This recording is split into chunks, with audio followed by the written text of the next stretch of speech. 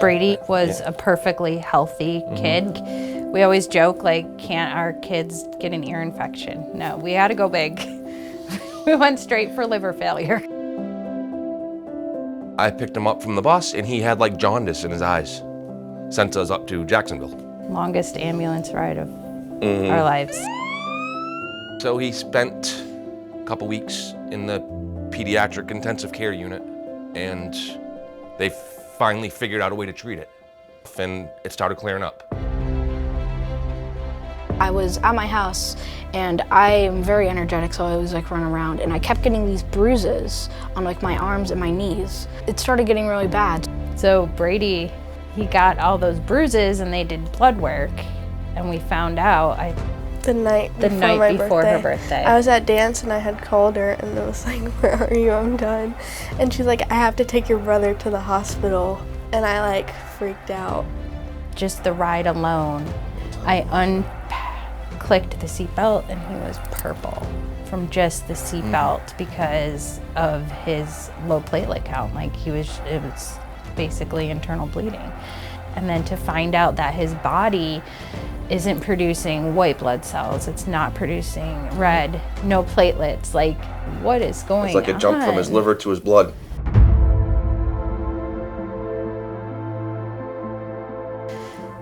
Learning the hardest news of our lives. You're scared. The fear, the unknowing, the awful thoughts that go in your head that you don't want to let yourself go to creep in. I was shocked. I didn't think it was happening. All I remember was thinking, what's gonna happen next? One of our best days together was when we found out that you were a match. Yeah, that was a long 2 weeks of waiting. Yes.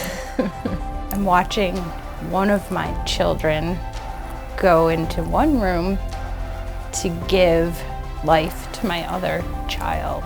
There's no amount of thank yous.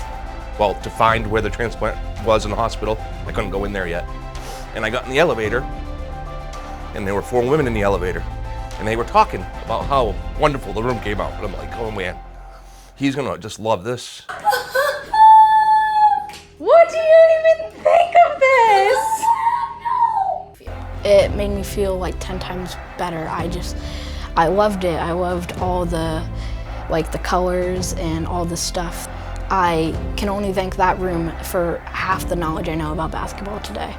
It got us through so many hard times. I mean, a basketball hoop in the room, like for him to play, and autographed things that were in there. Throughout his whole time, he was so inspiring because he never once said to me, I don't feel good, or this hurts, or I hate this, or why am I here? You know, all those thoughts were going through my mind. Sometimes a day could be demolishing and you just think no one cares, and you're just sitting there isolated and there's no one there.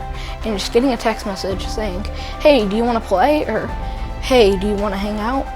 Or like talk on the phone, it's amazing. I will forever be grateful to, Maddie, like more than she will ever know, for the gift that she gave Brady. And I think his hard work and his, dedication manifested him, being that inaugural bell ringer. Now I am on my way.